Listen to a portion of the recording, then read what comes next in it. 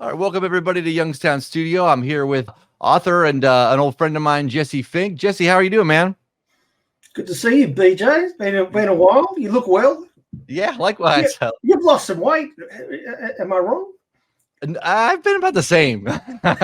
It's probably just, I don't know, maybe it's a good camera angle. I don't know, but I appreciate that, man. So no, Jesse.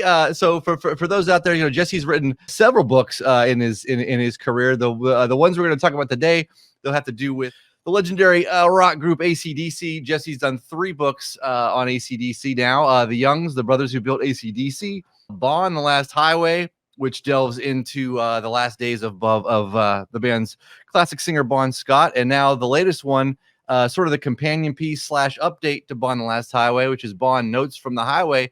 Well, Jesse, first off, man, for those that don't know, or those that haven't, that they don't know what Bon: The Last Highway kind of was all about, you have 2 very compelling arguments within that book that are often talked about and sort of controversial within sort of the AC/DC kind of fan world. But you could kind of just kind of touch on those real quick before we set up Bon the Notes from the Highway book.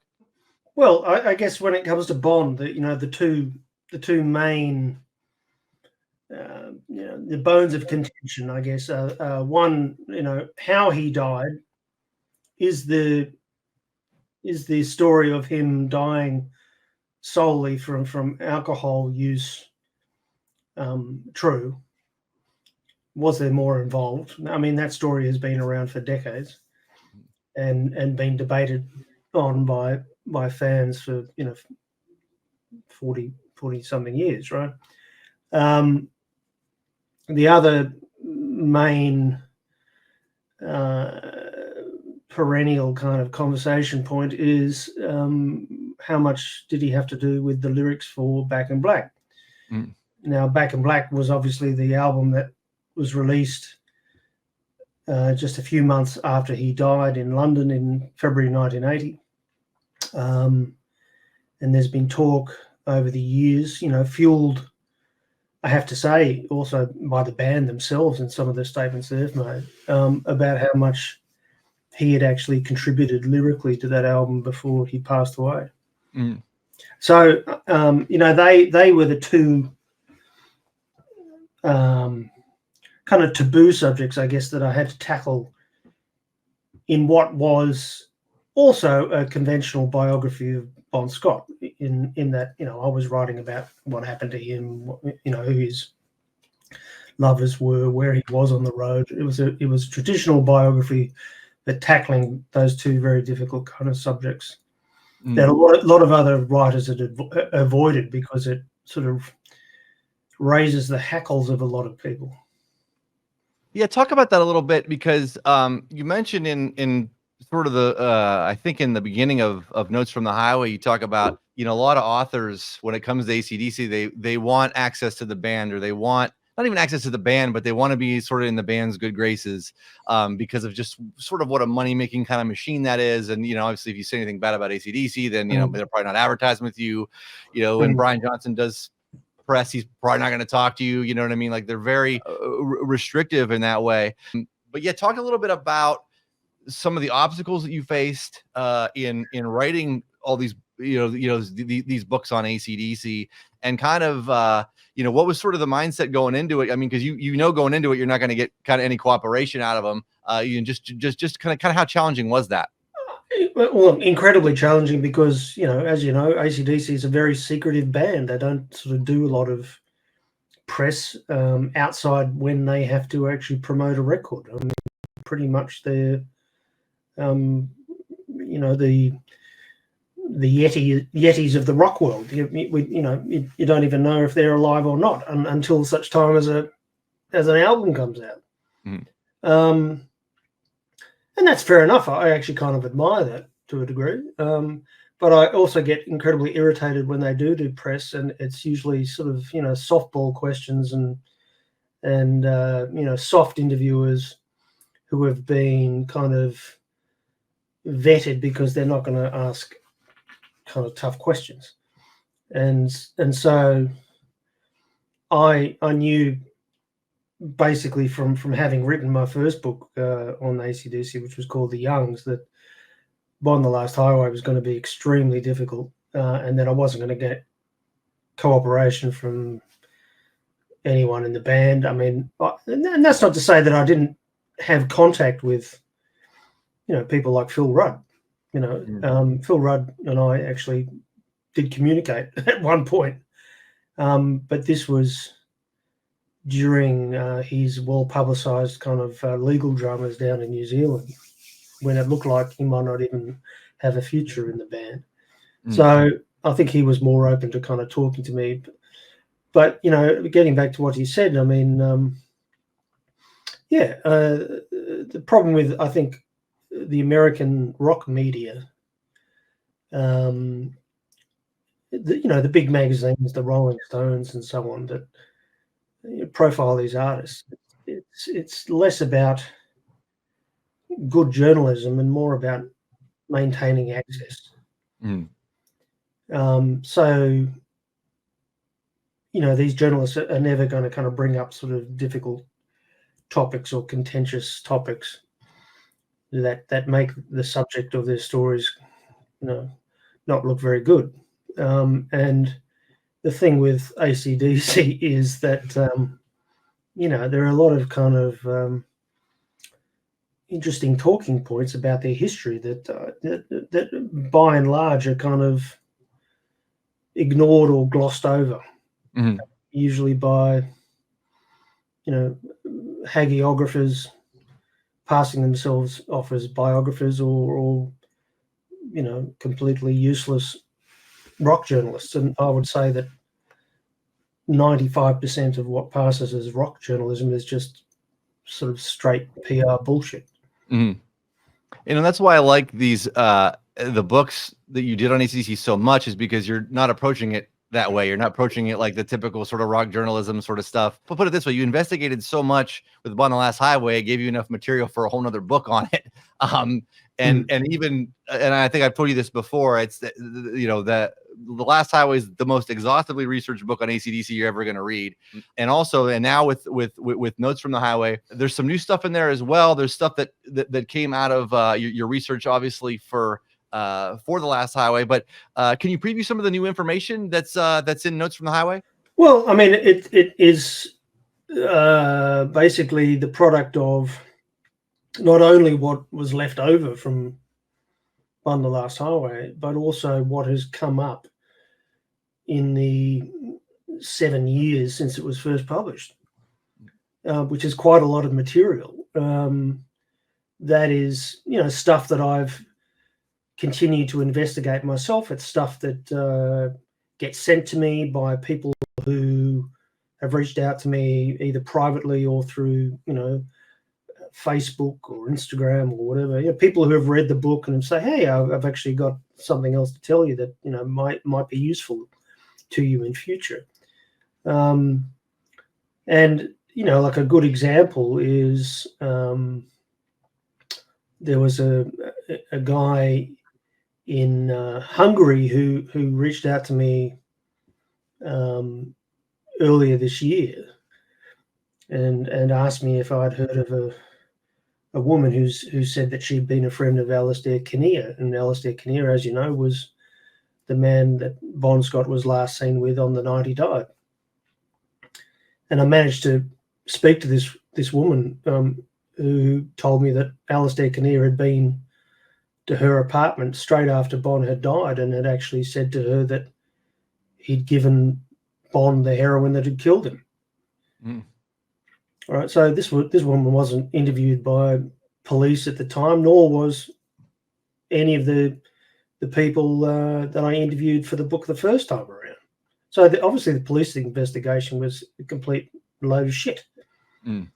And this woman had some pretty fascinating things to say. Not only that, Alistair Kinnear had admitted giving Bon heroin, but that they were really surprised that heroin hadn't turned up on the death certificate or in the autopsy, that they believed someone had been paid off.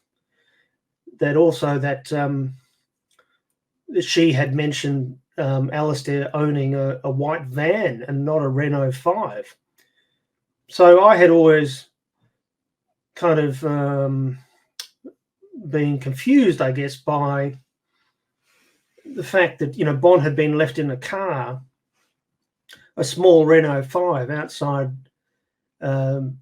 67 Overhill Road in East Dulwich for the better part of a day, in daylight hours. And I had been to 67 Overhill Road, and I've walked up that road myself. I've gone to the block of flats that are still there.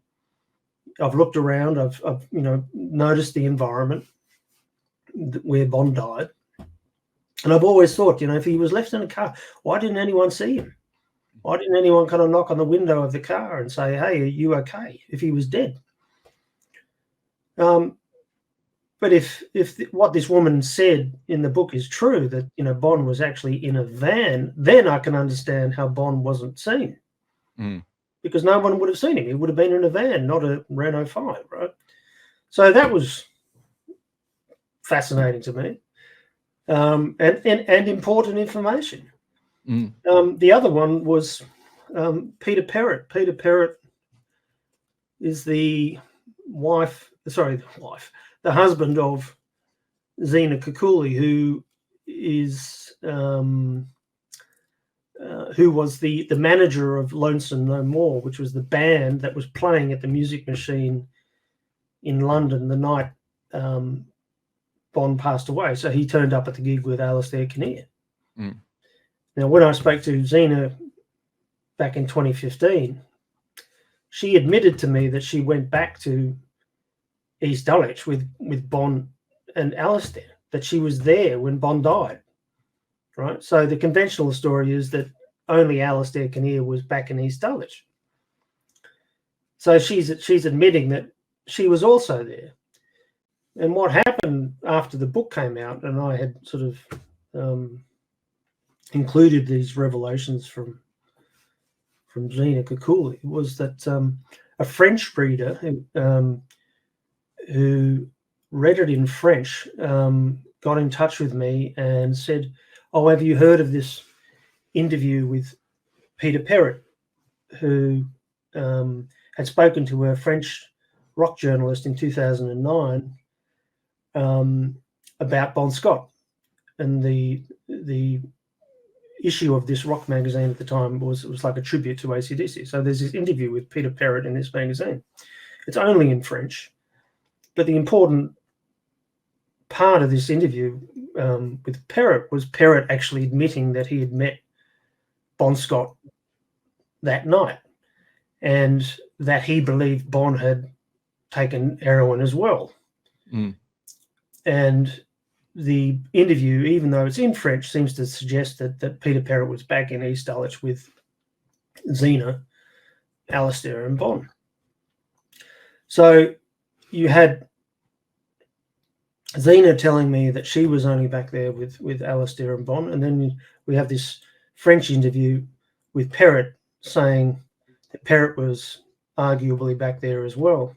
So I wanted to actually kind of find out what the truth was, and I attempted to sort of contact Zena and Peter again, and this was after an updated version of the book had come out in Australia and the UK. I was preparing an updated US edition, and I wanted to reach out to them and ask them if they could sort of clarify what the true story was. They didn't respond, and as I was writing this book, Peter Perrett got in touch with me on Facebook, and he was someone that I'd obviously been trying to contact for years about this sort of question of whether he was there or not. And he was very, very angry with me, very hostile. This was all happening on Facebook Messenger. And someone had been on his Facebook page and had said, "You killed Bon Scott." Now, obviously, he was very upset about it. Somehow gets back to me about what I'd written in the updated version of the book, saying that Perrett had given this interview to a French journalist where he said that he met Bon Scott. And for the next 24 to 36 hours, Peter Perrett and I had this massive stoush on Facebook where I was attempting to get to the bottom of actually what happened. And so I think it's the kind of the missing link in the Bon Scott death story. Perrett actually denies that he met Bon Scott. He kind of pretty much denied everything that had been printed in that French article. And there wasn't an opportunity for me to speak to the journalist involved, because he was killed in a terrorist attack in Paris back in 2016. So we only have this interview in French, and we only have basically what Perrett said to me about what he says happened.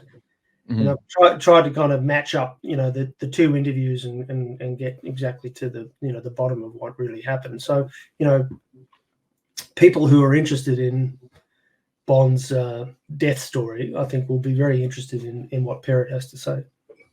What in your mind, and now you present a ton of evidence, obviously, in The Last Highway, and then now again in Notes from the Highway.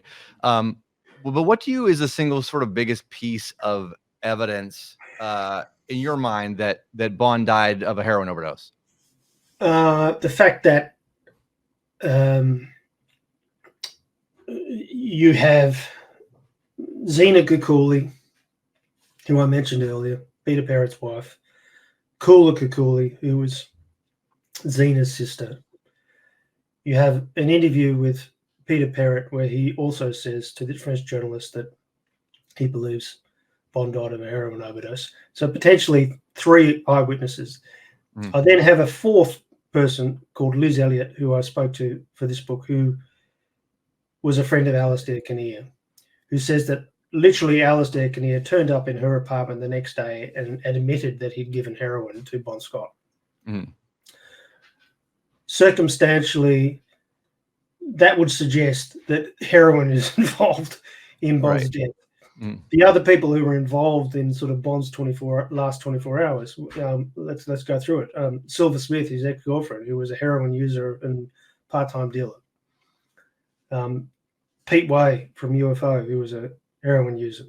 Paul Chapman, who told me, also from UFO, who was a heroin user, who told me before he died that Bon had gone off that night to buy heroin, and that Paul Chapman and their mutual friend Joe Fury had been back at Paul Chapman's house in London waiting for Bon to return with the smack. Now, why is Bon hanging out with Alistair Kinnear, who was a well-known heroin dealer in London at that time? And Liz Elliott, who I speak to for this book, also confirms that Alistair was a big-time dealer, that he was dealing in high-grade smack. I don't think there's any sort of great secret about that. So there's nothing in the death certificate, obviously, that says anything about heroin, but there's no autopsy. There's also the issue of what his blood alcohol content was. So he was supposed to die of alcohol poisoning, but his blood alcohol reading, I think, was half of what Amy Winehouse's was when she died, right? And she was a small, tiny woman. Bon was a prodigious drinker. So, John Bonham died of, vodka shots, but, his blood alcohol reading was like double what Bon's was. So I think the whole thing is incredibly fishy. And that logic and Occam's razor all points to heroin being the culprit. And also, Bon had already had 2 heroin overdoses that we know about. So it wasn't like he was a complete newbie to this drug. He'd had overdoses before. He obviously had a problem with it. And where there's smoke, there's fire, and there's a lot of fire in this story. Why do you think, even when presented with all the evidence that you presented, and like why do you still think there are so many AC/DC fans that won't lend themselves to that possibility, that just absolutely rule it out? I mean, literally, there's amount of evidence, there's amount of people around that situation at the same time that are all saying the same thing, all pointing to the same thing, and yet there's still a lot of AC/DC fans kind of with their heads in the sand. If they don't want to know, that's one thing, but when they when they just come out and flat out deny and then argue against, I mean, why do you think that is? Well, I get very irritated when people sort of say, "Oh, I'm just in this to trash AC/DC." That I've got nothing but an agenda, some personal agenda to sort of crush the Young family and crush Brian Johnson, which is complete nonsense. I started on this whole AC/DC thing, writing a tribute book to AC/DC. There was no hostility involved. But basically, as a journalist, I ended up writing the story that people were telling me, which was like in the book The Youngs, that the AC/DC was this mega business that had crushed a lot of people. That there were a lot of victims of AC/DC's business practice. A lot of people had sort of been discarded along the way. So what I ended up writing was, to some minds, a very unflattering book. But I didn't go into this one, wanting to annoy people any further. In fact, I actually started writing the book basically setting out to kind of document Bond's life on the road from 1977 to the end of 79 in the United States, which was the last highway of the title. Mm. That was my focus. I actually didn't even want to get into the stuff about how he died. I actually wanted to avoid that. And I had read Clinton Walker's biography of Bond, and I thought that was really kind of the last word on the matter. But then I started investigating it myself, and I realized so much of what Clinton had written was not correct. And I think that people cling on to the mythology of Bon Scott more than they do the real man. That they like to think of Bon as this Peter Pan of rock, who could, drink all he wanted, drink anyone under the table, would have two girls on his arms, would get completely smashed, yet, wake up fresh as daisies in the morning and be punctual and sort of charm everyone's mother, and, this bullshit. They like to hold on to this idea of Bond as this sort of person, right? And they're the people who will put Bon Scott on the cab of their truck, or they will get a Bon Scott tattoo, or the people who are running Bondfest in Scotland. That's the image of Bond that they hold dear. And I understand that, because I think that it's important to them. It gives them a sense of rebellion, or whatever it is, that it sort of alleviates their own boring life to kind of perpetuate this myth. But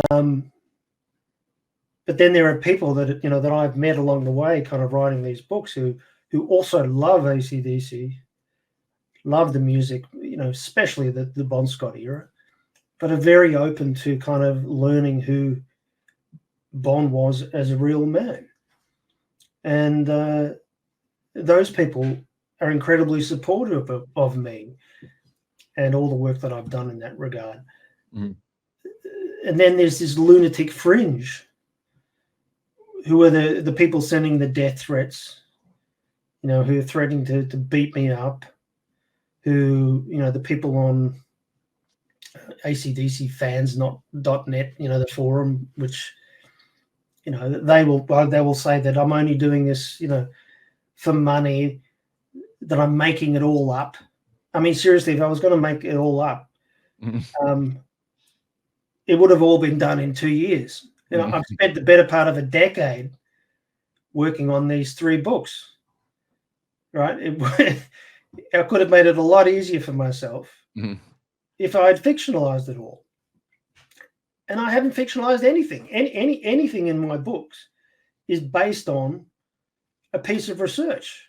You know, what the weather was, for instance. I could have, you know, sort of made more dramatic scenes by kind of just, you know, pretending what someone was wearing or what the weather was, or, you know, it would have been so easy to do. But I'm very, very serious about kind of making sure that every part of my book is sort of thoroughly researched, and that if I'm going to make a statement, that it's based on some sort of fact. Mhm. So that really, really irritates me. You know, but they've got nothing else to kind of say though, because they don't come to me and say, "Hey, you're actually wrong here. This is what's wrong with your book. This you've got this fact wrong, and I can prove it." No one's actually come to me and said that, because they can't. You know, and if I'm unsure about something, I am always very careful to say, I don't know what the definitive truth of this matter is, but I'm going to leave it up to you, given the available information, to come up with your own kind of conclusion about what happened, Mhm. such as the death of Bon Scott. Yeah, I don't understand that. Like I'm one of I'm as big as Bon Scott fan, I think, as anybody in the ACDC world. Um, and yeah, nothing about like, but I wanted to know like what you uncovered. Like, it doesn't take away from what Bon Scott did to me. You know what I mean? It's not like, if anything, it makes him more human and it makes him more relatable, and Mm, it endears him to me even more. You know, that you presented him as the human being that he was. mm. You know what I mean? Instead of just the legend. Now, I mean, obviously his music is legendary, his lyrics are legendary, and I love all that stuff. But yeah, again, I don't think the truth, to me, the truth doesn't take away from what he did, and what he means to me personally. You know? Yeah, but if, you know, like a good example is David Lee Roth, right? Is David Lee Roth the guy that you see on stage? You know, at sort of peak Van Halen in the late 70s, early 80s? Is he the true David Lee Roth, that guy with the long Mhm. hair? No. The real David Lee Roth is a completely eccentric person. Mhm. And Bon Scott was exactly the same. He had a totally different life away from the band. Mhm. He was into other things. He was into other music. He was creatively frustrated by the limitations that AC/DC had placed on him. You know, the band was very good to him in so many ways, particularly, you know, financially towards the end of his life. You know, he finally had some money in the bank. There was only $30,000, which I found out, but it was still a bit of money. Otherwise, he had been broke. So he was finally finding some success. Mhm. But the life that he had on the road was uh, having a great impact on him and on his health. He was not in a good way. Anyone who knows the pictures of Bon Scott from that era can see this sort of physical deterioration between 1978 and 1979 or early 1980. You know, he changed. He was not in a good way, and so by the time he got to London, and started hanging out with this sort of heroin crowd, he was, you know, ripe for the fall, and it happened, unfortunately. Mhm. So What I asked you earlier, what the single biggest piece of evidence you thought was, in terms of heroin being the main cause of Bond's death. Switching to the Back in Black, sort of that Bond wrote stuff for Back in Black. What in your mind? And again, in Bond: The Last Highway, folks, if you haven't read that, go out and read it. Because yeah, you present several different arguments and plenty of evidence and research in regards to Bon and his lyrics being used for some of the songs on Back in Black. But what would you say kind of stands out to you as sort of the single biggest piece of evidence that Bon was involved somehow in the writing of at least the lyrics for Back in Black? Well, one that there's been so many contradictory statements made by the band members themselves about actually what Bon had prepared for that album. So you have Angus Young sort of saying Bon wrote a little of the stuff, and he's come out and sort of said that Bon had played drums on a couple of demos, 2 songs. Then another interview, another song gets mentioned, and then recently we had Simon Wright from AC/DC coming out and saying that Angus Young had played him a demo of Bon Scott playing on Back in Black, the song. So that suddenly there are 4 songs. And then you have Malcolm Young saying, before he died, that Bon had prepared nothing. That, we're waiting for you to come in, Bon, and we're all ready to go with the music and start writing the lyrics. In the book, as you say, I've written an entire chapter kind of setting out what the case is for Bon having written lyrics on that album. And there are multiple kind of examples of things that people have said, or such as the ex-manager of AC/DC, David Krebs, saying that he didn't believe that the credits for Back in Black were accurate, that Bon's name had been taken off for whatever reason, but that he wasn't involved in the decision. I mean, that's an amazing statement coming from someone who was the manager of AC/DC. But I want readers to kind of look at all that in totality, but I also want them to kind of think about how Bon wrote lyrics in the lead up to Back in Black. And that is that we know just from the songs themselves, one, that that Bon wrote from his life. He wrote about experiences that he'd had. He wrote about people that he knew. I documented in the last book, how I made a case that You Shook Me All Night Long was about Holly X in Miami. And I think that's convinced a lot of people. So he was working up lyrics all the time, whether it was, from album to album. Sometimes the lyrics might work on this album, or they would get held over and then sort of reworked for another record or given a new title or whatever. And we know that from the Bonfire box set, where they released all these songs that we know, but which had different titles. We heard the early versions of these songs. So they were working on songs over a period of years. It wasn't just like in 2 weeks or whatever. Bon was constantly writing in his notebook, a notebook that he carried around, and he would work on and rework lyrics. And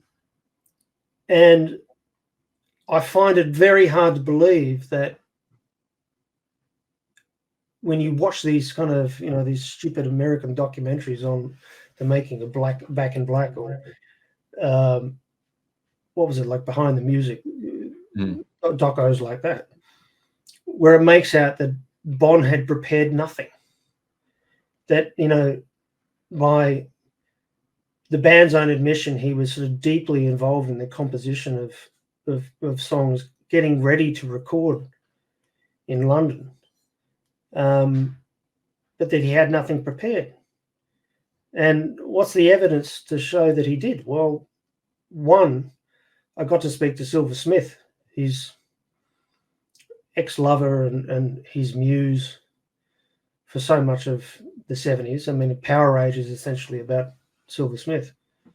And she told me before she died that he had called her the night he died to say that he'd finished the lyrics for the entire album. That's why he wanted to go out. That's why he called her up. But he wanted to go out. and celebrate with her, but she didn't want to do it, so she put him onto Alistair Kinnear. So I find it very hard to believe that, you know, Bond's lifetime habit of working on lyrics and doing so over an extended period of time suddenly stopped with Back in Black, which was their most important album at that point. You know, they were, you know, still looking for their mega breakthrough. Highway to Hell had done very well for them, but it really hadn't put them over the top. Why wouldn't Bond be working on lyrics for this record? So coincidentally, I mentioned ACDC fans.net, the forum before, but someone had appeared on that forum, I think it was about a year ago, and said that they had been a recording musician back in the 80s, early 90s, and had worked with Mark Durnley, who was one of the engineers on Highway to Hell. And during their recording for this album, that this person said that Durnley had actually said to this guy that You Shook Me All Night Long had sort of had its origins in Love Hungry Man, which was on Highway to Hell. That the lyrics for You Shook Me All Night Long were sort of tried with the tune for that song, but they didn't quite work, and they were held over for Back in Black. And for posting this story on the fan forum, this guy got expelled. He was banned. He was banned from acdcfans.net. But I was actually very upset because I wanted to find out who this guy was. What a great story! I mean, this could have unlocked a lot. And but he was banned, and then he actually left a comment on one of my videos on YouTube, and sort of repeated the story that he told on acdcfans.net. And I said, get in touch with me. I'd love to hear this from you privately.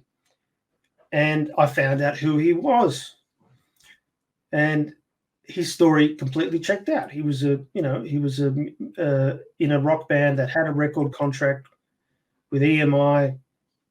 I checked Discogs and saw his name on the album that he supposedly worked on with Mark Durnley. And I said, I'd love to tell this story in my new book. And he got very nervous about it. He thought he was going to get sued, by Mark Durnley or AC/DC for telling this story. And I said, no, you can't get sued for this. This is what someone's told you. We're not saying it's necessarily true, but you're entitled to actually say what someone told you. He said he was okay with me repeating the story, but I couldn't use his name. So unfortunately, I can't tell you who he is, but I did do my homework and figure out that this guy was quite legitimate, and why would he have any reason to tell me this story? He gained nothing from it. And I think enough time has passed from when Back in Black was released, in 1980. So what are we talking? 44 years ago, and now to be able to kind of tell this story.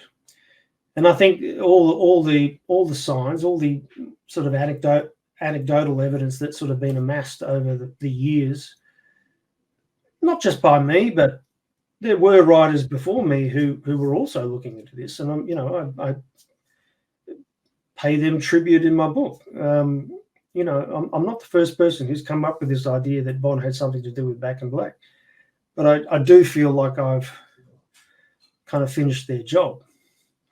And I think it's pretty compelling now. And I would say that the 16,000 people who are part of my Bon Scott group on Facebook, I would say probably 95% of them would believe the the arguments that are made in the book. I mean, there's still 5% who just won't accept it. And then you have this sort of, AC/DC lunatic fringe, the people who are sort of issuing the death threats and stuff, who just think I'm the devil incarnate. You talk about this in Notes from the Highway, but what did you think of Brian Johnson's recent explanations that Bond didn't have anything to do with Back in Black? I thought it was pathetic. I mean, I think a lot of people were incredibly disappointed in that book that there wasn't going to be more about the making of Back in Black, about his own writing process, more explanation about how he allegedly sort of came up with the songs that are on that album, and those songs are credited to him. And his view is, I wrote them and that's that, and fuck off. Basically, that seems to be the explanation in the book, but he doesn't address any of the things that have been written about the album, by me in Bond: The Last Highway, by Clinton Walker in his book, about Vince Lovegrove. Vince Lovegrove had no time for Brian Johnson. He made that very clear. Vince Lovegrove was the one of the lead singers in the Valentines with Bon Scott. He became a journalist. He appeared to actively dislike Brian Johnson. So I'm not saying that Brian Johnson is a liar, but I'm saying that I don't find his explanations very convincing, particularly when he had no experience writing lyrics when he first joined the band. He had 6 credits on some co-writes for Geordie, and they weren't very good songs. And then right off the bat, he writes "You Shook Me All Night Long." That's fucking incredible. Wow. To do that in 15 minutes in the cabin in the Bahamas after a visit from Bon Scott's ghost is really impressive. Why do you think? I don't find it convincing. Yeah, no. That's my personal opinion. But as we all know, officially, Brian Johnson wrote that song. Why do you think it is here's my sort of hang up with AC/DC with this whole thing is I don't understand why it would be such a big deal to say, yeah, we used some of Bond's lyrics, "You Shook Me All Night Long," or all the sort of connections that you make in the book. Yeah, this sounds more like a Bon Scott lyric. And for them to say, yeah, we did it, we used them here and here. I don't understand why that would be such a big deal, or why that would I just don't understand why they keep going with sort of the legend that they've created. You know what I mean? It doesn't seem like it's that big of a deal to say, yeah, no, we did use some of his stuff, and yeah, we pay he gets royalties on stuff, whatever. You know what I mean? Nothing wrong with that. Nothing, So yeah, I don't understand that. Why they would, not. I guess just sort of just not say, yeah, he wrote some of this stuff. Like Angus had said once prior before anyway. I just don't see what the big deal was. I can understand it. And I said this to someone the other day. I can understand it in the context of 1980. Right. In the context of 1980, they wanted a fresh start. They wanted a fresh name on the album. Their lead singer had died in awful circumstances in London. And they didn't want sort of a pall or a cloud sort of hanging over this album. And they wanted to give the new singer the best start that he could possibly have. I can understand that in that context. Mm-hmm. And this would probably explain why sort of Angus Young has sort of made, these odd statements over the years that, Bond wrote a little of the stuff, being lyrics. It's like, you don't say that unless he had something to do with it. They're very odd statements to make, particularly when, you know, Malcolm, his brother, is saying Bon wrote nothing. Why is Angus Young saying Bon wrote a little of the stuff? So clearly there was some sort of contribution made by Bon Scott. We don't know what the percentage of that contribution might be. It could be 10%, it could be 30%, it could be 70%. Who knows? I don't believe all of the lyrics on that album are Bon Scott's. I actually think that Brian Johnson, yes, he wrote some lyrics for the Back in Black album, along with Malcolm Young and Angus Young and anyone else who was working on the album. It's a collaborative process. But, you know, were any titles used, were any kind of choruses used, were any verses used that Bon had actually written himself, in which case he has contributed to the album. And in the context of 2024, when we get news that, you know, Back in Black is the third biggest selling album in the history of the United States, Bon has made a massive contribution to that album. I think that should be recorded for posterity, for history's sake. I think it's showing great respect to him as someone who we all know, only the diehards would ever argue otherwise, that Bon actually produced the best songs in AC/DC's career in the space of something like, 6 years. That 80% of what they play in concert today is Bon Scott era music. So he's massively important to the history of the band, to the impact that the Back in Black album had. And above all else, I regard Bon Scott as a writer. And I believe that writers, if they do the work, they should get the credit. So, you know, I would argue that it would be a wonderful thing if, you know, Bon received a posthumous credit on another issue of Back in Black, along with Brian Johnson, Angus Young, and Malcolm Young. Why not? Just tell us what actually Bon contributed to. What have you got to lose now? I think people would actually be more fascinated by Back in Black if they found out that that Bon had something to do with it, and you could explain away what had ever been said in the interim, and just say, well, you know, we didn't think that the world was ready to hear that he had something to do with it. But like I said, the official lyrics are Young Johnson. That's the way it's been since 1980, and I'm not saying definitively that it should be otherwise, but I think I've made a pretty strong case in my book that he had something to do with it that hasn't been acknowledged. You know, I asked you just a couple more, Jesse, and I'll let you go, man. Again, I appreciate the time, but I asked you this in an interview that we did prior. I'd like to ask it to you again, just because we've, you know, this was since we got a video interview here, but you know, what trait do you and Bon most share? Oh, God, an inability to get through the night without a drink. Yeah, sometimes, right? Yeah.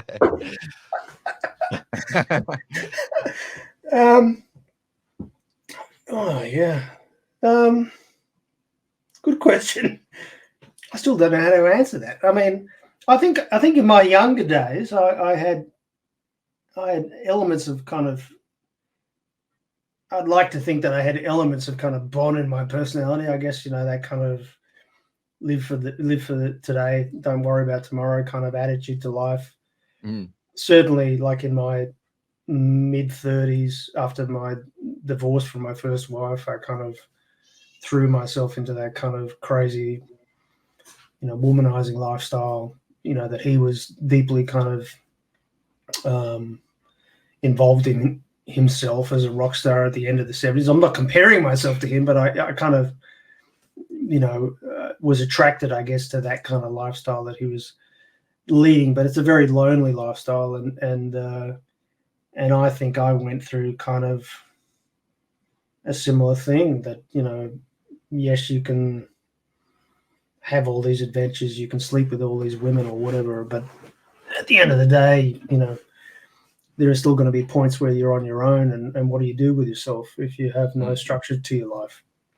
And it gets very depressing, and I went through that, and I think he went through that. And, you know, I think he had a lot of demons, you know, in his past that he dealt with, you know, through his drinking.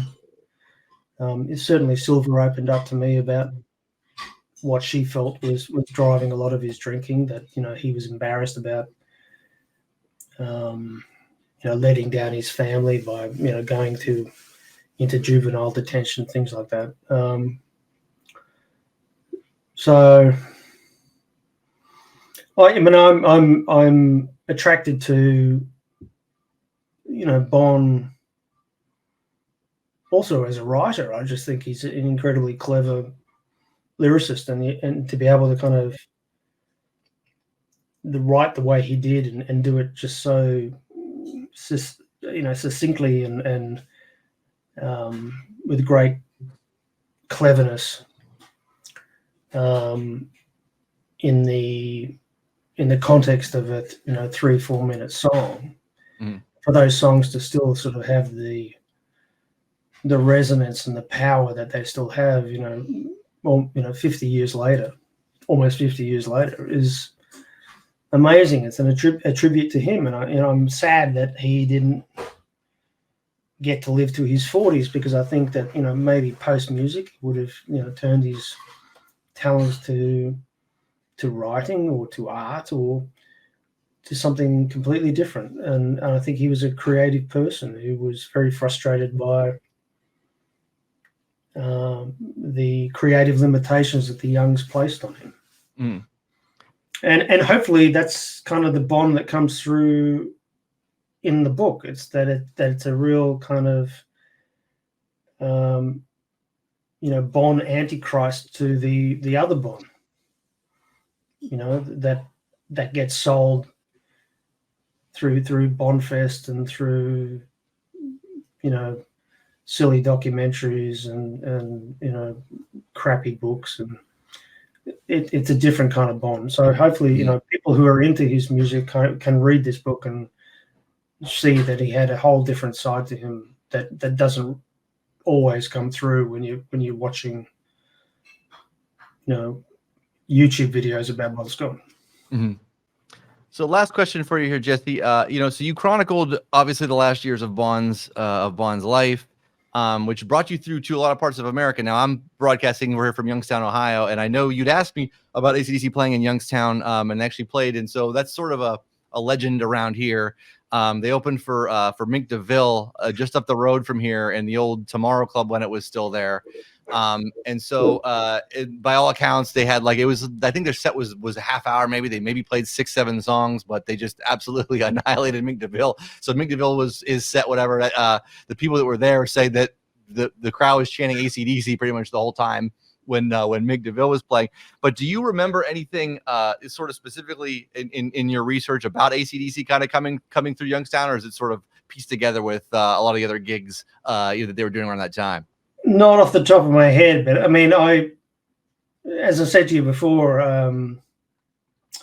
when I started the project, the idea was that I was going to document sort of every show that they played, you know, over the 3 years that, you know, they started in July 1977 in Texas, through to actually it was Columbus in Ohio at the end of 79. You know, hundreds of gigs, and you know, I sort of would pick up old copies of Billboard, find out who the DJ was, you know, find out if the promoter was still around, if they dropped into the local radio station, you know, who the bouncer was on the door, you know, like I was, you know, really researching it very much. But I remember that the main kind of, zone, I guess the hot zone for AC/DC during that entire time was very much, what do you call your part of the United States? It's the Midwest. Midwest. Yeah. Yeah, it was the Midwest was really the hot zone for AC/DC.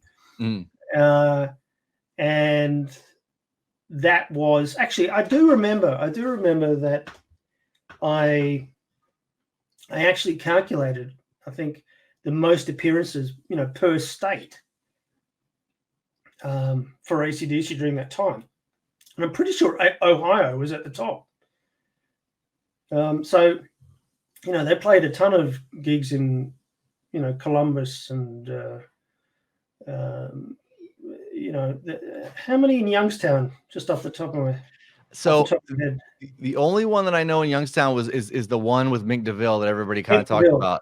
I think that's now they might have done another one, but that's the only one that anybody really, that's the one that people remember. That's the one that people bring up, Yeah, but Columbus significantly was Bond's last gig in the United States. So Ohio is actually very important to the Bon Scott story. And I'm pretty sure that the last radio interview that he did was with a DJ in Ohio. Was it Wild Bill Scott? I can't remember off the top of my head, but yeah, I mean, Ohio was super important to the rise of AC/DC, and I actually think that's that era that where they're schlepping from town to town and playing hundreds of gigs a year and barely getting any time off and doing that for 3 years was the making of AC/DC. It's actually the most interesting part of, I think, their story was how they did it so brilliantly and consistently, and that they really never had a bad gig. I only can recall one bad gig off the top of my head, which was one in Rhode Island where I think Bond basically fell off the stage because he was so drunk. But if you talk to anyone who actually saw any of those gigs from that era, they all say, "Oh my God, that was the best gig that I ever saw." So those people are very lucky. I have a bootleg of them playing in Columbus. I believe it was maybe 79, whatever. And Bond, you could tell between songs that he's drunk. You could tell he's out, but they play the song. He plays all the songs fine. When he's singing the songs, it's like the songs sound great as it's going through and they're hammering it through. But like when he's talking to the crowd and doing stuff between you, it's like, oh yeah, he's had quite a few before the show, but he's still managed, for the most part, really to once the lights went on, man, he pulled it all together. And there's one too. Where is it? Towson in Maryland. Yeah, where he's threatening the bouncers or something, or the security guy. Yep. Yeah, I have that one too. Yeah. The funny thing is, a lot of those bootlegs from that era, I think they're actually more satisfying than a lot of the records.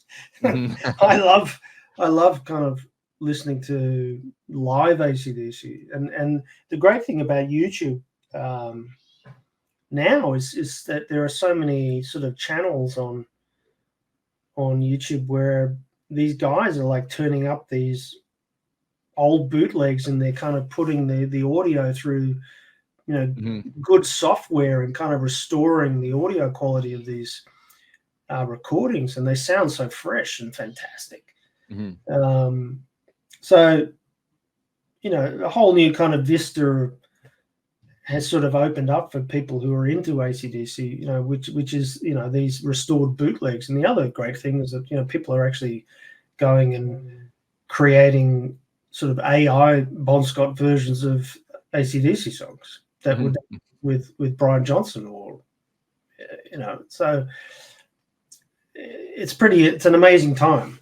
It's an amazing time. And I hope, when AC/DC do kind of finally sort of pack it in and retire, that they release whatever they've got in the vaults, because I know that that they do have recordings in the vaults. You know, that they actually recorded a few shows for the If You Want Blood live album, and they haven't been used. So yeah, they've recorded several times over the years with stuff, and that has not seen light of day. Like you'll get a song or two, or they'll piece it onto another album, whatever. But yeah, they have. Yeah, I have to think there's going to be just a trove of stuff that comes out when they do finally kind of hang it up. Yeah, and there will never be another AC/DC, that's for sure. You know, so I pay tribute to them. They're, you know, the greatest rock band I think of all time, pure rock band. You know, and I think Bon era AC/DC is the best kind of rock there is, and that's why we're still talking about it today. Well, Jesse, man, well, hey, thank you so much for the time again. Again, folks, the book is Bon Notes from the Highway, sort of the companion piece to Bon the Last Highway. Check it out. Any place specifically that you'd rather they order from? Just Amazon? It's just Amazon, so it's only available on Amazon. It's just Kindle and paperback. But it came out on the 5th of October, and you'll be able to get it no problem if you just go to Amazon. All right, excellent. Well, Jesse, man, thank you so very much for the time, man. Always a pleasure talking with you. On you, mate. Thank you.